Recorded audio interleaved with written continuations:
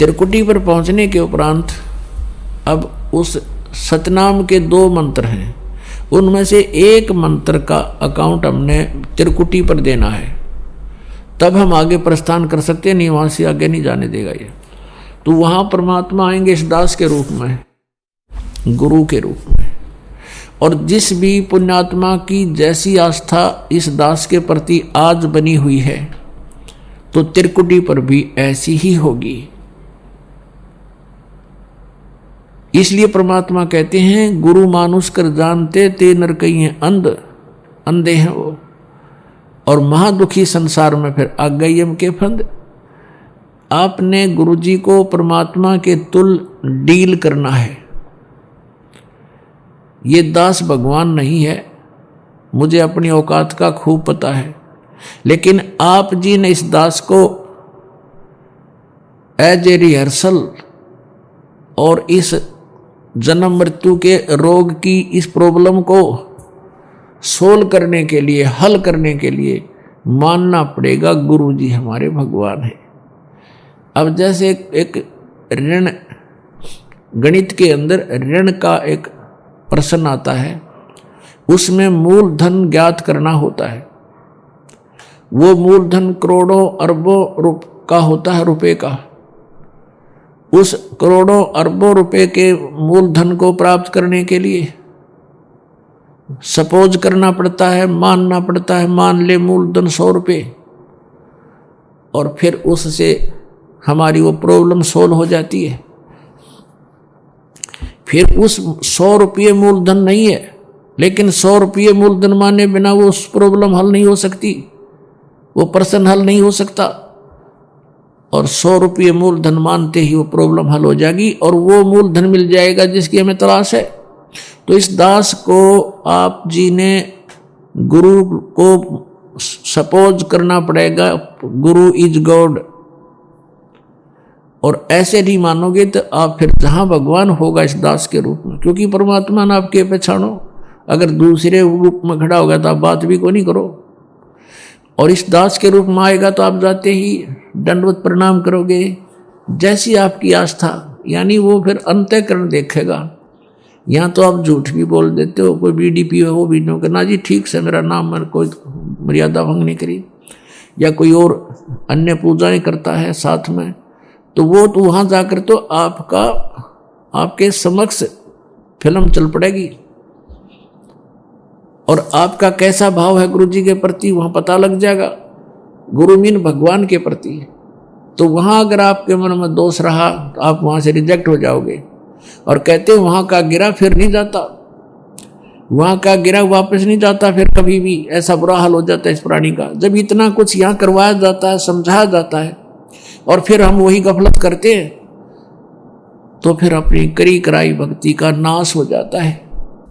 त्रिकुटी पर जाकर के परमात्मा आएंगे, वह बहुत बड़ा मेला लगा होगा, इंटरनेशनल एयरपोर्ट है। जैसे को विष्णु जी का उपासक है वो भी वहाँ खड़ा होगा, शिव जी का उपासक है वो भी वहाँ खड़ा होगा, और ब्रह्मा जी का उपासक है वो भी वहाँ खड़ा होगा, दुर्गा का उपासक है वो भी वहीं होगा, ब्रह्म का उपासक भी वहीं होगा, और पूर्ण परमात्मा का उपासक भी वहीं खड़ा होगा। अब वहाँ बहुत बड़ा भीड़ होगी, मेला होगा। आप खोजोगे कि गुरुजी कहाँ हैं हमारे, तो गुरुजी दिखते ही आप दौड़े जाओगे, दंडवत प्रणाम करोगे। फिर परमात्मा आपको साथ ले जाएंगे कि आज वो तुम्हारा अकाउंट क्लियर कराते हैं। फिर जाएंगे धर्मराज के पास, यहाँ का जो अकाउंट रखता है न्यायाधीश, उसके पास ले जाकर परमात्मा कहेंगे जी इनका हिसाब करो, ये आपके ओम नाम की कमाई इनकी इतनी है, इतने इनके यज्ञ हैं, ये अपना डिपॉजिट करो और इनका कैंसिल करो, इनका ऋण जितना भी आपका है। और जो रही पाप, वो परमात्मा के पास शक्ति है, वो पाप नाश हो जाते हैं इस सतनाम के दूसरे मंत्र से और सार नाम के मंत्र से। ये हमारे पाप नाश होते हैं इनसे, दोनों के योग से, अकेले से नहीं होते उसके। तो पाप हमारे नाश मिलेंगे, पुण्य जो के तो वहां विद्यमान मिलेंगे। तो वो काल के ब्रह्म से वो ब्रह्म नहीं आता सामने, वो धर्मराज छोड़ रखा उसने कि ये काउंट करेगा, उसको हिसाब दे देंगे। फिर त्रिकुटी से आगे चलते हैं, फिर हम ब्रह्म रंध्र की ओर। अपने आत्माओं,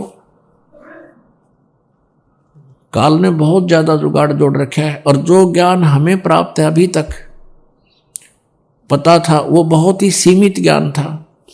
अब जैसे यहां से त्रिवेणी होती है, त्रिवेणी 3 रास्ते हैं, आगे चल के त्रिवेणी का जो मध्य का रास्ता है उसको पार करके हम त्रिकुटी पर जाते हैं, और वहां फिर त्रिकुटी से आगे फिर ऐसे ही 3 रास्ते हैं। वो मध्य का रास्ता है वो ब्रह्मरंध्र, सेकंड ब्रह्मरंध्र है, जो काल के निज लोक में प्रवेश करता है। अब ये ब्रह्मरंध्र मान रहे थे 10वां द्वार, 10वां द्वार, हमने 12वें द्वार को पार करके सतलोक जाना है।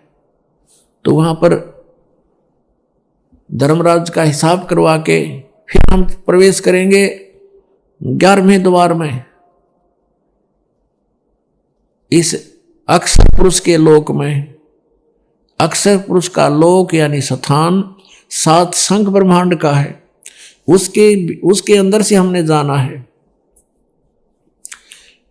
तो उसका ऋण हमारे ऊपर, वो सिर्फ इतना ही टैक्स हो जाता है, वहां से वहां तक जाने का उसका किराया है, सतनाम के दूसरे मंत्र का जो तत्व है उसका। तो वो परब्रह्म के लोक में हम इसको दे देंगे, परमात्मा साथ रहेंगे। फिर हम 12वें द्वार में जाएंगे, भवन गुफा पार करके, और वो सतलोक प्राप्ति होगी उस तीसरे मंत्र सार नाम से। तो गीता जी अध्याय नंबर 18 के श्लोक नंबर 66 में कहा कि सर्वधर्मान परित्यज माम एकम शरणम व्रज, मेरी सतर के सभी पूजाएं मुझे छोड़ दे, मुझे दे दे, फिर उस एकम सर्वशक्तिमान की शरण में जा। तो इस प्रकार व्रज माने जाना है, आना नहीं है, ये गलत